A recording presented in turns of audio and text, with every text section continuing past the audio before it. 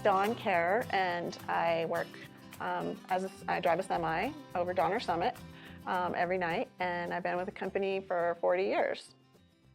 I love the freedom. I love the freedom of not being, I've never been an indoor office person. I've tried to do that, but I love being outdoors, so the time goes by quicker. And I always say when I'm driving and I've got my windshield in front of me, it's like the most awesome office you could have, watching all the scenery go by, especially for me because I drive over the Sierra Mountains.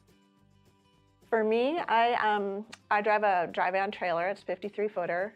And so we move air freight, which are aircraft containers on rollers. So I do have to load the truck, but when I get there, I pre-trip my truck, I hook up to my trailer, we load it with the freight, and then most of my day is just driving over to California, unload, get some more freight, and then drive back over the hill and unload that, and then disconnect, put the thing to bed, and come home at night.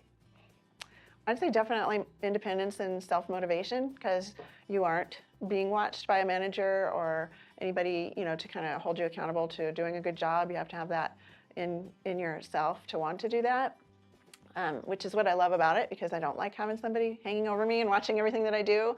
You don't have a lot of customer contact as opposed to some other driving jobs. Independence and being okay with that. And maybe some technical knowledge, which you have to know to pass your DMV test anyway, because you're out there by yourself. There's no mechanic. You're typically not going to be local. So if something is not right, you might need to know whether you can keep going or how to fix it to get it where you need to get to go.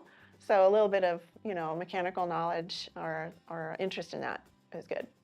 So have you ever encountered anyone who assumes that there are certain aspects of truck driving that you can't handle, because you're a woman?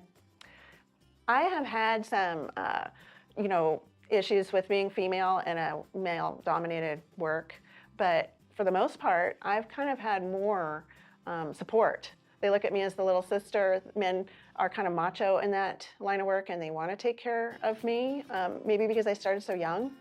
I've been with them right out of school, so it was a positive experience.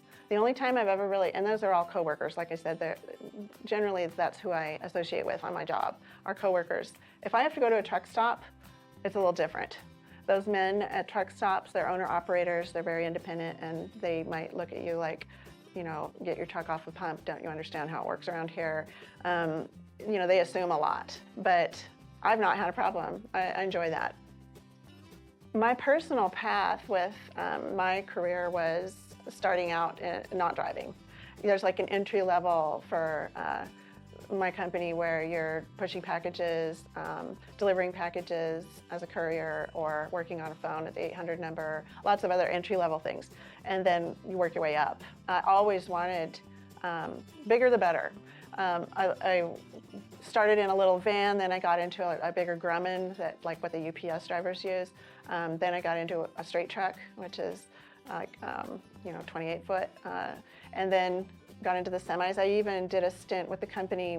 I was a ramp agent for the aircraft for 727s, and so the plane was my vehicle.